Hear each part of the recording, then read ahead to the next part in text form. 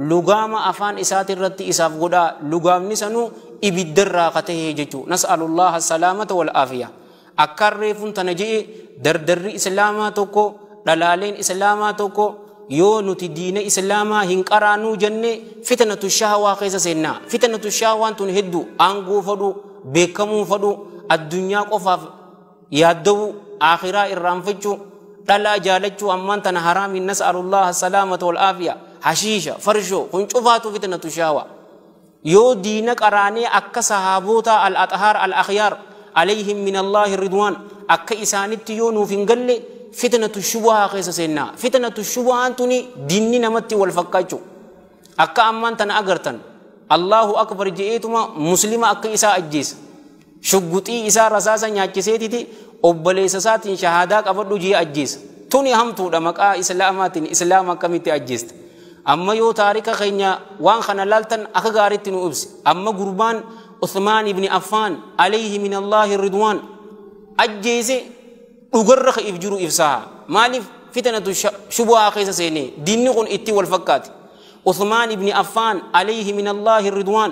oduu qur'aana qara'u jiruuti itti seene gurbaan kun yeroo kana qur'aana sani miila isaatiin dhawee qur'aanni kun digrii 360 naannaweetiti gudeeda Uthman irratti alayhi min allahi ridwan deebi eegana quba isaati ableedhaan irraa muree Uthman ibn Affan alayhi min allahi ridwan yeroo qubni isaa irraa muramtu alhamdulillah jee qubni tuni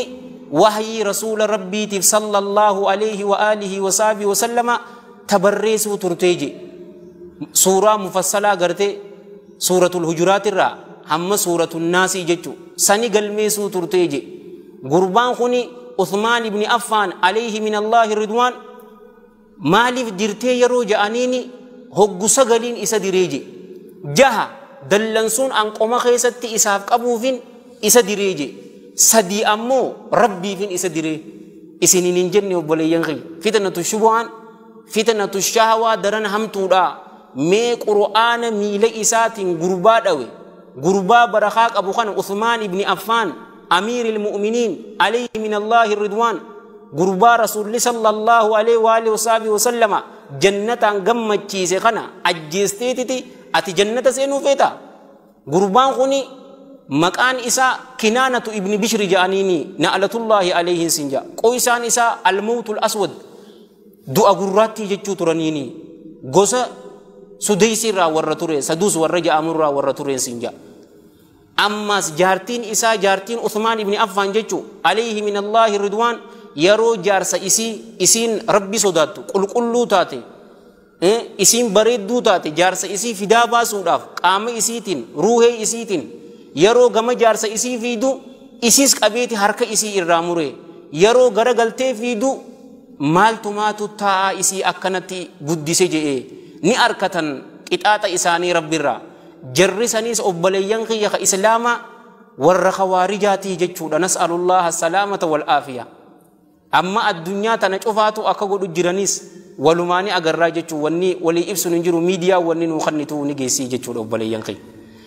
Uthman ibn Affan alayhi min allahi ridwan jechuun jeeshul usraa ko qopheesse inni jechuun eela roomaa khabiteen sinja ilmaan rasuulaa sallallahu alayhi wa alihi wasallam lamaan khafuudhe gaafa gurbaan akkasitti isa waraanu Uthman ibn Affan alayhi min allahi ridwan gurbaa amata 80 dabare tureen sinja mee sahaabaa kana ajjeestee akkamitti rabbitti dhiyaatu obboleeyyan kee